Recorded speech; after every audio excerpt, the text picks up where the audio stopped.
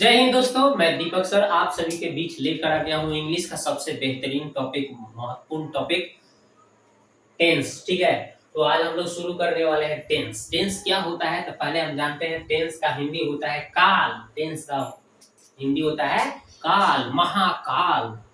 इस महाकाल के बिना आपका इंग्लिश बोलना संभव नहीं है, इसलिए आपको इंग्लिश सीखना है तो सबसे पहले इस महाकाल को सीखना पड़ेगा। इस महाकाल का आशीर्वाद आपको लेना पड़ेगा।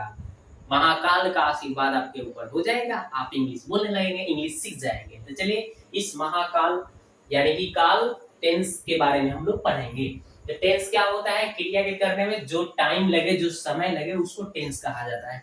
क्रिया हम लोग कुछ भी करते हैं ना, कुछ भी, नहाते हैं, खेलते हैं, जाते हैं, पढ़ते हैं, है ना, टीवी देखते हैं, खाना पकाते हैं, कुछ भी काम करते हैं ना, जो भी क्रियाएं हम लोग करते हैं वो सब क्या है? टेंस है।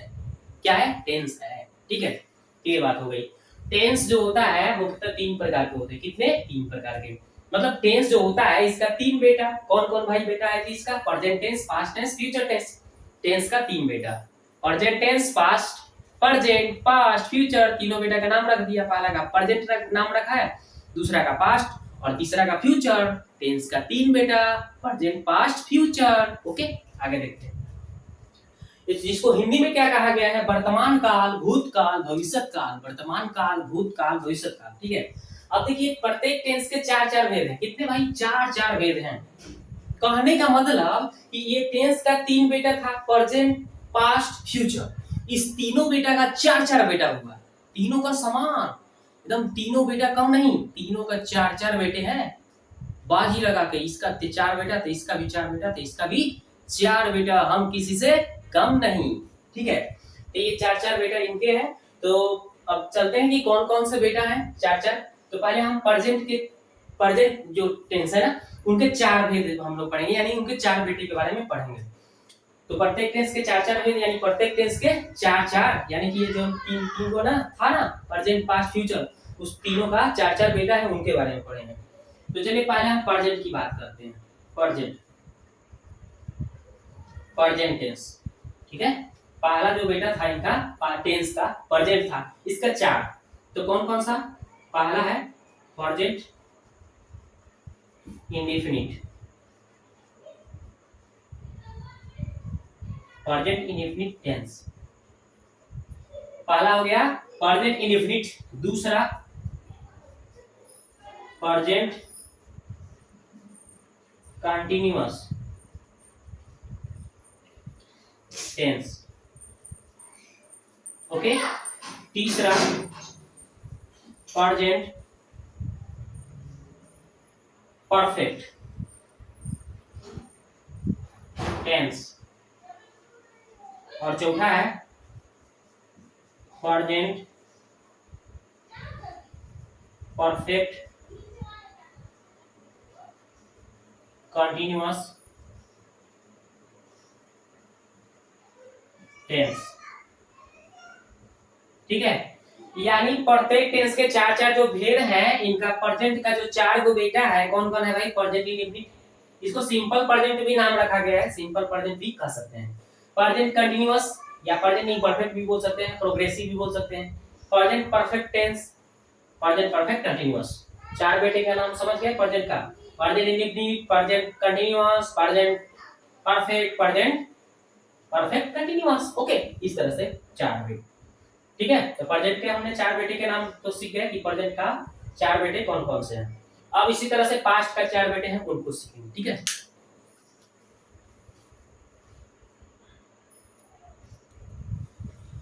तो इसी तरह से क्या है प्रेजेंट का, और प्रेजेंट का आपको मतलब होना चाहिए वर्तमान काल, मतलब जो समय वर्तमान में चल रहा है उसको हम प्रेजेंट टेंस कहते हैं। पास्ट टेंस जो समय बीत गया हो, बीत गया हो, जो हमने कोई काम कर चुका है पहले ही। ठीक है, जैसे मैं पटना गया था, बीता हुआ है, पास्ट टेंस है। फ्यूचर टेंस आने वाले समय को फ्यूचर टेंस कहते हैं। जैसे मैं खाऊंगा, मैं खेलूंगा, मैं पढ़ूंगा, आने वाला टाइम है। मैं कार खरीदूंगा, आने वाला टाइम है। ओके, ये फ्यूचर टेंस हो गया। अब प्रत्येक टेंस के चार चार भेद, यानी प्रेजेंट टेंस का चार भेद। कौन कौन? Present indefinite, present continuous, present perfect, present perfect continuous. Okay, अब हम लोग इसी तरह से पास्ट का 4 गो भेद पढ़ेंगे भाई। चलो इसको मिटाते हैं।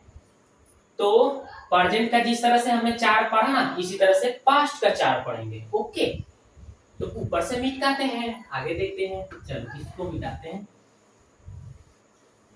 चलिए मिटा दिया, चलिए इसको मिटा दिया। अब देखो प्रेजेंट टेंस का तो हो गया। अब दूसरा क्या था, पास्ट का, पास्ट टेंस। इसका भी 4 बेटा था ना। कौन कौन बेटा था?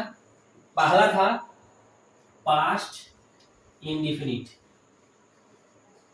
पास्ट इंडेफिनिट टेंस, ठीक है, पास्ट इंडेफिनिट टेंस। दूसरा पास्ट कंटिन्यूअस टेंस।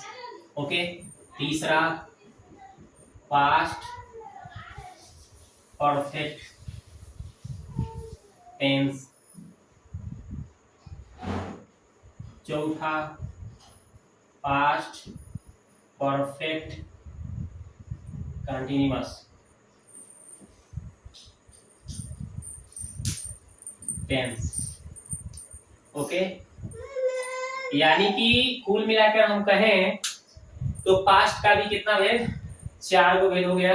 यानी पास्ट का भी 4 बेटे थे, past indefinite, past continuous, past perfect continuous. Okay, इसी तरह से अब एक बच गया था फ्यूचर। फ्यूचर का भी 4 बेटा, उसको लिख देता हूं आपको, ठीक है। हम कुछ नहीं करेंगे, फ्यूचर का अगर लिखेंगे इतना हो गया ना। आप इसको राइट डाउन कर लीजिए, इसको राइट डाउन करिए। अब इसके बाद हम फ्यूचर के 4 गो भेद देखते हैं, उसको भी राइट डाउन कर लीजिएगा, ठीक है। अब किसका हम, तीसरा जो है future, future in the future tense, ठीक है, यानी कि भविष्यत काल। इसके बारे में हम लोग पढ़ेंगे। इसका भी 4 बेटा था। पहला बेटा क्या क्या नाम है, future indefinite, FINIT indefinite tense.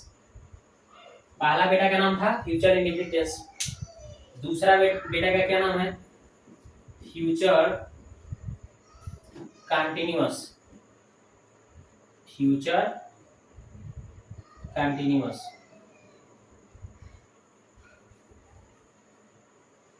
Tense. और तीसरा बेटा का नाम था इसका फ्यूचर परफेक्ट, परफेक्ट कंटीन्यूअस, नहीं परफेक्ट टेंस। और चौथा बेटा का नाम था इसका future perfect continuous tense. Okay, तो इसका भी 4 बेटा, इसका भी 4 बेटा, और प्रेजेंट का भी 4 बेटा, ठीक है। तो जिस तरह से प्रेजेंट का हो रहा था उसी तरह से खाली प्रेजेंट के स्थान पे पास्ट आ गया, क्योंकि पास्ट का लड़का है, पास्ट का बेटा है ना। और फ्यूचर के, और ये पास्ट के स्थान पे क्या कर देंगे, अब फ्यूचर फ्यूचर कर देंगे तो फ्यूचर का बेटा हो जाएगा। नाम सेम है, खाली ये बाप के नाम से जाना जा रहा है। फ्यूचर है तो फ्यूचर फ्यूचर कर देना, पास्ट वाला होगा तो पास्ट पास्ट के नाम से जाना जाएगा, प्रेजेंट होगा तो प्रेजेंट प्रेजेंट के हिसाब से नाम से जाना जाएगा। क्या करना है, पास्ट इंडेफिनिट, जैसे प्रेजेंट का हम लिखे थे तो present indefinite, present continuous, present perfect tense, present perfect continuous tense.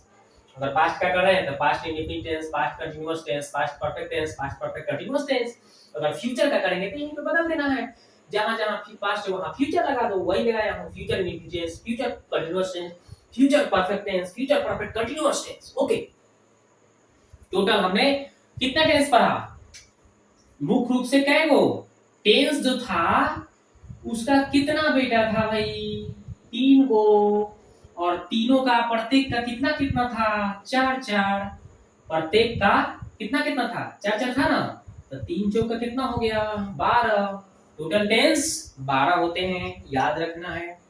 अब हम एक एक टेंस का धजिया उड़ा के पढ़ेंगे, अच्छी तरह से सीखेंगे। ओके, तो चलिए इसको अब मिटाते हैं, हम पहला टेंस की ओर कदम बढ़ाते हैं, पहला टेंस की ओर कदम बढ़ाते हैं, इसको हम मिटाते हैं। तो पहला टेंस क्या था, जिस टेंस का नाम था प्रेजेंट इंडेफिनिट टेंस, क्या नाम था, पहला टेंस का नाम था प्रेजेंट इंडेफिनिट।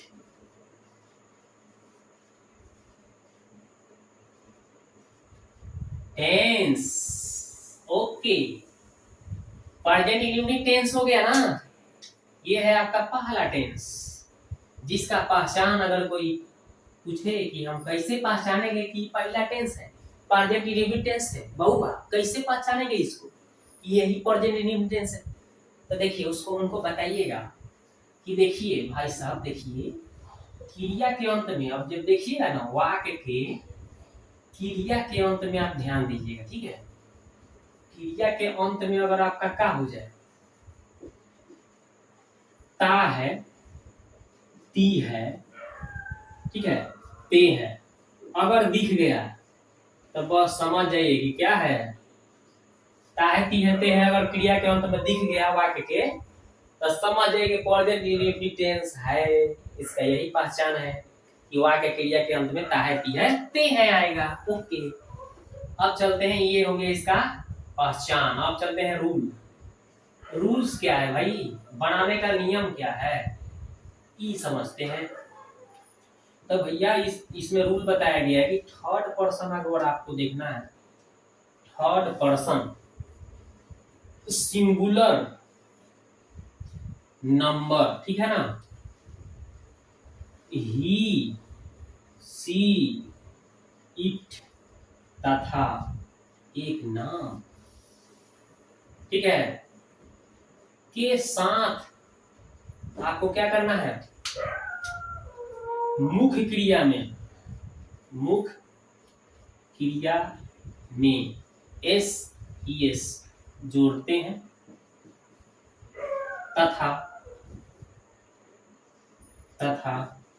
अन्य सभी कर्ताओं के साथ, कर्ताओं मतलब सब्जेक्ट्स के साथ क्या करते हैं, मुख्य क्रिया में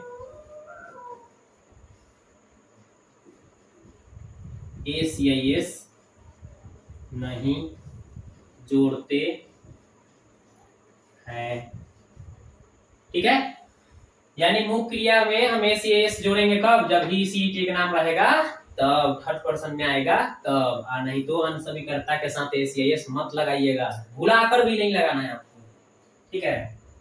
अब चलिए, अभी टेंस कैसे बनाते हैं इसका कुछ पैटर्न बनाते हैं, कुछ सूत्र बता दें आपको कि किस सूत्र पर आप बनाएंगे आराम से, टेंशन फ्री होकर। तो इसका पहला लॉलीपॉप इसका सूत्र है affirmative sentence, subject plus V1 या V5 प्लस ऑब्जेक्ट, ठीक है।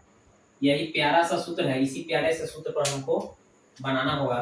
दूसरा नेगेटिव होगा, जहाँ में नहीं लगा हो, नकारात्मक हुआ, उसमें सब्जेक्ट को पहले लिखना है, बाद में डू डज लगा करके क्या करना है, नॉट लगाना पड़ेगा, क्योंकि नहीं आ गया नेगेटिव तो नॉट तो चाहिए ही, आप V1 प्लस ऑब्जेक्ट लिखना है। ओके, जब डू डज लग गया तो उसमें V1 ही लगेगा, V5 की चर्चा नहीं होगा, याद रखेंगे। अगर इंट्रोगेटिव होगा मतलब क्या से जो वाक्य शुरू होगा, तो उसमें आपको डू डज पहले लगा देना है, फिर सब्जेक्ट, फिर V1, फिर ऑब्जेक्ट, फिर क्वेश्चन मार्क लगाना होगा, ठीक है। ऐसे गर्दा उड़ाना होगा। अगर मान लीजिए क्या और नहीं दोनों सेंटेंस हो, तो वाक्य हो जिसमें क्या शुरू में लगा हो बीच में नहीं लगा हो, तो इंट्रोगेटिव नेगेटिव बोलते हैं उसको। तो डू डज पहले लगाना है, ठीक है, और उस वाक्य को ट्रांसलेट बनाना है इस पैटर्न पर। तो डू डज पहले लगाना है, फिर सब्जेक्ट, और फिर नहीं है तो नॉट लगाना है, V1 plus subject plus question mark, यही सूत्र लगाना होगा। अगर मान लीजिए WHQ की कोई चर्चा कर दे, तो पहले आप WHQ आराम से लिख दीजिएगा आंख मूंद कर, उसके बाद में डू डज सब्जेक्ट होगा तो सब्जेक्ट, उसके बाद सब्जेक्ट लगाना होगा, WHQ के बाद डू डज सब्जेक्ट, फिर नहीं होगा तो नॉट लगाना है, नहीं तो नॉट छोड़ना है, V1 plus object plus question mark, यही है सूत्र इसका। यानी कि पहला टेंस का नियम क्लियर हो गया। इतना सारा नियम है, इसको जल्दी से ना राइट डाउन कर लीजिए, नहीं तो वीडियो का स्क्रीनशॉट ले लीजिए, ठीक है।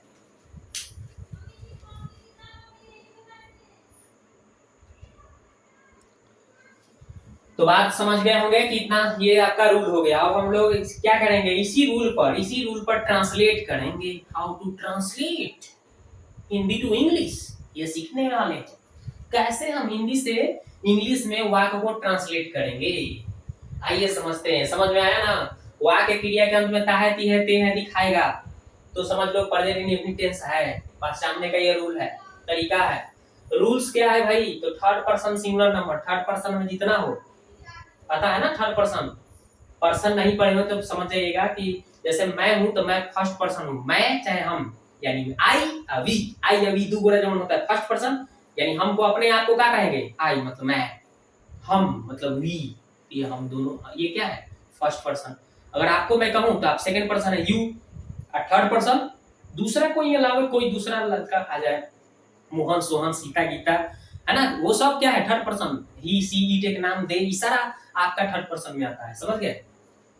तो उस सब के साथ है आपको मुख्य क्रिया में एस जोड़ना है थर्ड पर्सन में, नहीं तो वाक्य क्रिया एस नहीं जोड़ना है। इसके अलावा दूसरा कोई करता आएगा, सब्जेक्ट आएगा तो उसके साथ एस नहीं जोड़ना है। ये दिमाग में एकदम भर लेना है, कभी नहीं भूलना है, तो याद रखेंगे, ठीक है?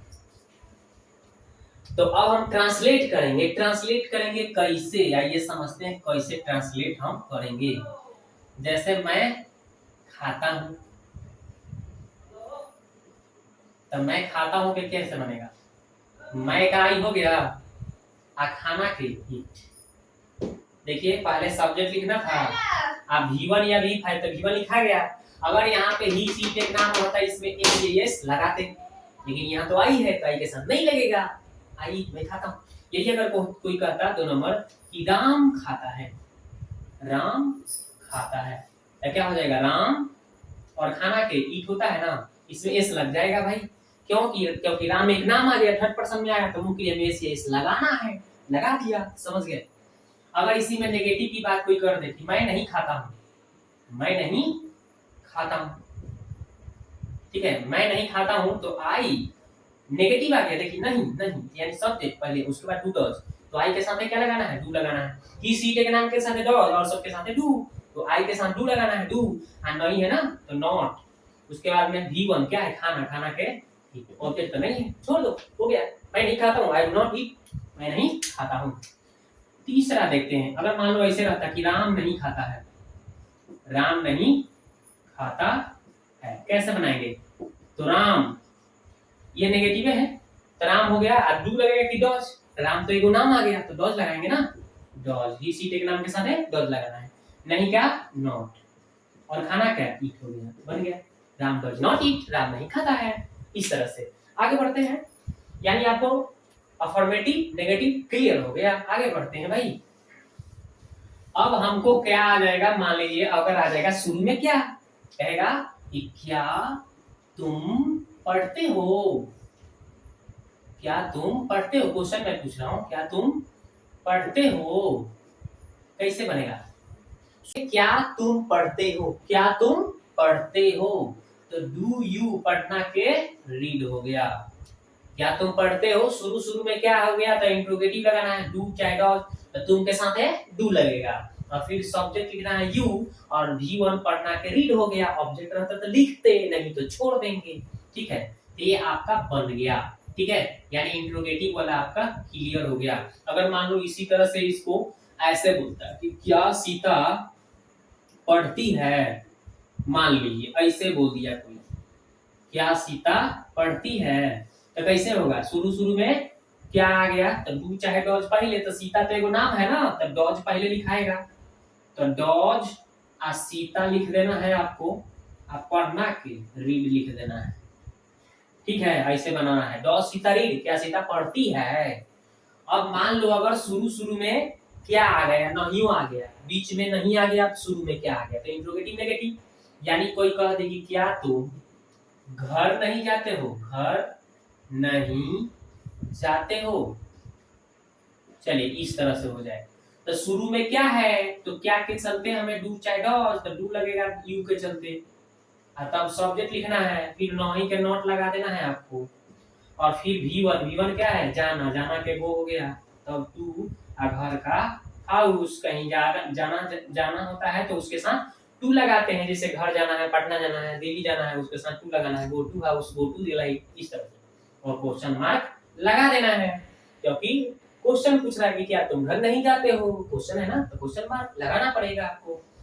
अगर इसी तरह से कोई कहता कि क्या वह नहीं खेलता है, खेलता है, अगर मान लो इस तरह से आ जाए तो क्या है, वह है, तो वह है ना, तो वह का ही होता है, ही थर्ड पर्सन में जाता है, तो ही सीटे के नाम के साथ है डॉज लगाना है। तो शुरू में डू चाहे डॉज लगाना है, इंट्रोगेटिव और नेगेटिव है इसलिए तो डॉज लग जाएगा शुरू में, डॉज, और वह के ही, और नहीं के नॉट, और खेलना के प्ले या question mark, does he not play, क्या वह नहीं खेलता है, इस तरह से। यानी आप ये भी सूत्र कंप्लीट समझ गए। अब हम WHQ की थोड़ी सी बात कर लेते हैं। WHQ, कोई कहेगा कि भैया WHQ क्या होता है, तो WHQ के मतलब समझ जाइए, WHQ यानी W और H से Q मतलब क्वेश्चन जो बनता है, मतलब व्हाट मतलब क्या होता है ना, व्हेन मतलब कब, वेयर मतलब कहाँ, हु मतलब कौन, वाई मतलब क्यों, फिर से हाउ मतलब कैसे। तो ये सब कुछ मुख्य हमने लिख दिया WHQ, जिसका हम यूज करते हैं। तो WHQ पहले लिखते हैं, अगर वाक्य में ये सब दिख गया तो उसका अंग्रेजी पहले लिखना है, फिर डू डज, फिर सब्जेक्ट, फिर नहीं होगा तो नॉट। जैसे देखिए कि तुम कहाँ रहते हो, कहाँ रहते हो, क्वेश्चन हो गया ना, क्वेश्चन हो गया कि तुम कहाँ रहते हो, तब बीच में कहाँ आ गया ना, कहाँ, WHQ है, तो पहले WHQ का इसका अंग्रेजी पहले लिख दीजिए, वेयर, ठीक है। उसके बाद डू चाहे डॉज, तो क्या लगेगा, डू, तुम का अंग्रेजी यू, और रहना क्या, लिव, बन गया। क्या बन गया कि नहीं, वेयर डू यू लिव, तुम कहाँ रहते हो। आगे देखो, अगर मान लो यही कोई कह देगा कि वह क्यों नहीं पढ़ती है, आ गया। तो देखिए क्यों की बात आ गया, तो क्यों WHQ है, तो पहले लिखिए क्यों का अंग्रेजी व्हाई, उसके बाद डू चाहे डॉज, तो वह है, और टी है, तो टी हमारे स्त्रीलिंग को दर्शा रहा है, तो वह का अंग्रेजी सी होगा। तो ही सी के नाम के साथ क्या लगता है, डॉज लगता है, तो डॉज, वह क्या हो जाएगा, सी, क्योंकि स्त्रीलिंग को दर्शा रहा है। और सब्जेक्ट लिखा गया, उसके बाद नहीं होगा तो नोट लगाना है, नहीं है ना इसमें, तो नोट लगाना पड़ेगा हमें। अब पढ़ना क्या अंग्रेजी, रीड, ऑब्जेक्ट तो नहीं है तो छोड़ देंगे object. Why does she not read? वह क्यों नहीं पढ़ती है, इस तरह से। तो और भी इस तरह से एग्जांपल आप कुछ भी ले सकते हैं, ठीक है।